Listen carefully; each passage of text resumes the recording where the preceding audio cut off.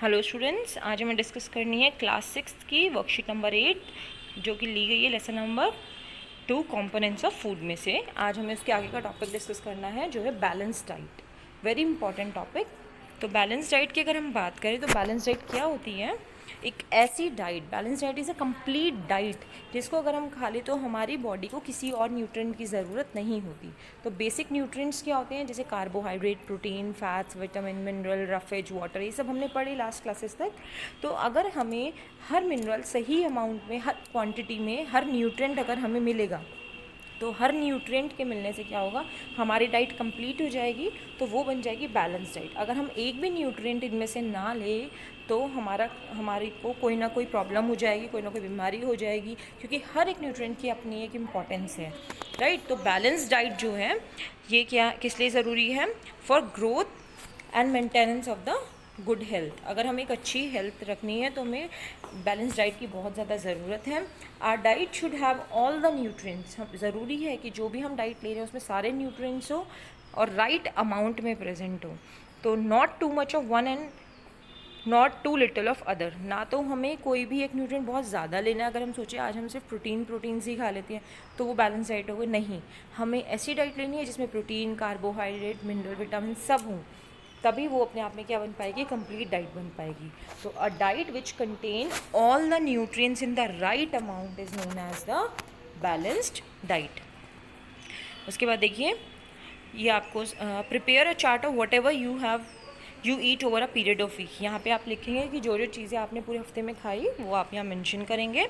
फिर check whether all the nutrients about which you have studied earlier are present in one or the other food items eaten by you within a day or so. फिर आप देखना जो जो चीज़ें आपने लिखी, क्या उनके अंदर वो सारे न्यूट्रिएंट्स थे जो आपने पढ़े हैं। फिर देखिए, some nutrient get lost in the process of washing and cooking.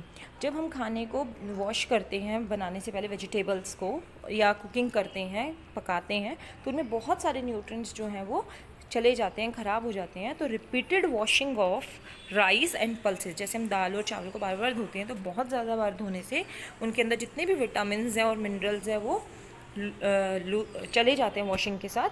तो washing fruits and vegetables after peeling them off also results in loss of some vitamin and minerals. ऐसे ही अगर हम फ्रूट्स और वेजिटेबल को छीलने के बाद, जब उनको छिलका उतार देंगे, उसके बाद अगर हम उन्हें वॉश करेंगे तो उनके अंदर जो मेन विटामिन और मिनरल्स हैं वो भी लॉस्ट हो जाएंगे। So many useful protein and considerable amount of minerals are lost. और बहुत ज़्यादा अमाउंट ऑफ प्रोटीन और मिनरल लॉस्ट कब हो जाते हैं?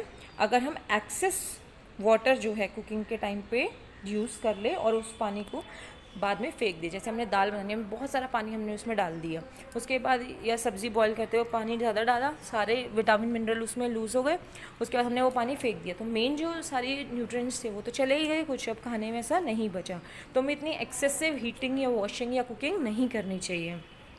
और एक विटामिन है, अगर हम खाने को जब बहुत ज़्यादा कुक कर देते हैं तो वो कौन सा विटामिन लूज़ हो जाता है? वो है विटामिन सी। ये आपको याद रखना है, very important. Vitamin C gets easily destroyed by heat during cooking. अब कुछ क्वेश्चंस देखिए। फर्स्ट है, बाय ईटिंग राइस, आपको टिक द करेक्ट स्टेटमेंट करना है। तो फर्स्ट है, by eating rice alone we can fulfil all the nutrition requirements. सिर्फ चावल खाने से क्या हमें सारे न्यूट्रिएंट्स मिल जाएंगे? No. Second, one must include fruits and raw vegetables in diet. हमें अपने खाने में फ्रूट्स और रॉ वेजिटेबल्स इंक्लूड करना चाहिए, right. Then which vitamin get easily destroyed during cooking? कौन सा विटामिन चला जाएगा? Vitamin C. कुकिंग के टाइम पे इजीली लॉस्ट हो जाएगा। So this is all about today. Thank you.